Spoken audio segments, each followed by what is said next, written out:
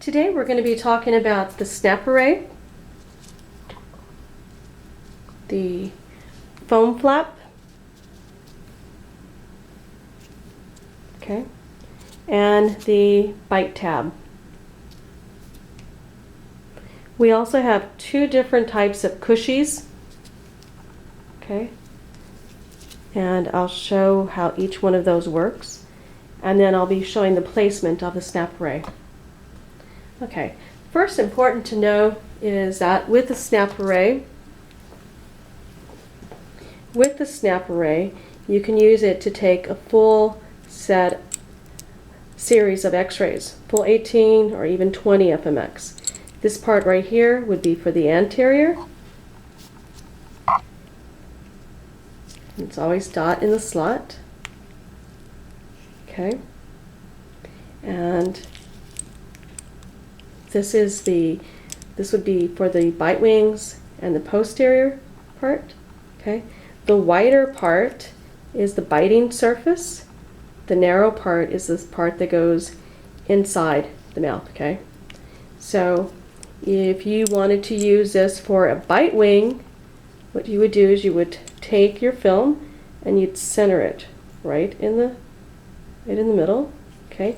Clamp down. Then use this to lock it in place.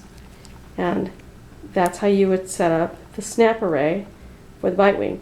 Excuse me, as I say, give you directions and I do it backwards. Okay, so the biting surface is going to be the wide side. Okay, so you clamp down, and now you can go in there. Patient bites here, film is behind the teeth, and you're still shooting at white is right. Okay? Now, if I were to use this for a maxillary, okay, I would still do dot in the slot. If you can't see where the dot is, remember to turn it over and you can see the dot. Okay, I set it up for posterior. It's really important that here, when you're setting these up, that the film, okay, you lock it, that the film is flushed against the snap array, meaning you can't see the film.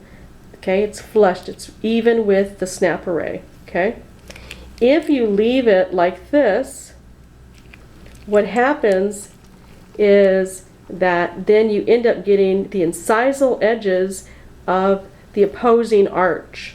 Okay, so it almost gives you that effect of a bite wing, depending how much you leave this sticking out. Okay, so ideally what you want is you want this flushed. Okay, and tighten it in so that you have it in there. Now you don't want to leave it so loose, and you can see that it is there. You don't want to leave it down in the end that when you put it in then it pops out. You don't want to do that either. Okay, so this will be set for maxillary, either premolar or molar.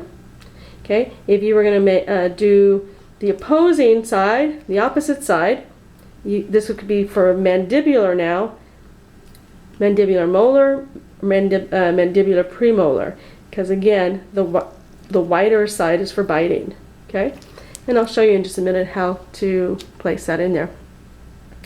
The next part, oh actually let's go on to this part here, the cushy, now that I have the cushy. This cushy almost looks like one of those little noodles that you use for swimming, the swimming pool. It has a little slit. Okay, I talked about this in the fall when I demoed.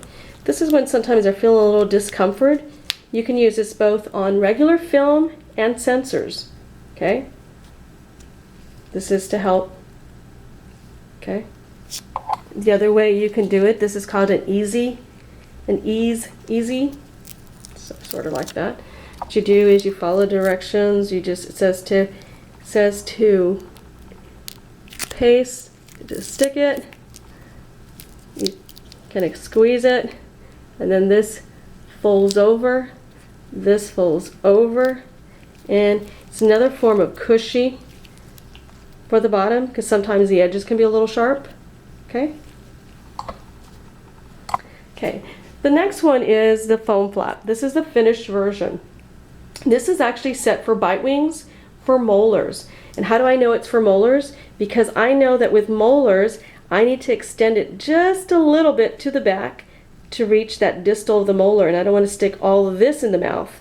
So I place the foam flap a little bit more towards the anterior so that I place it on the first molar so that the extension goes all the way to the third. Okay?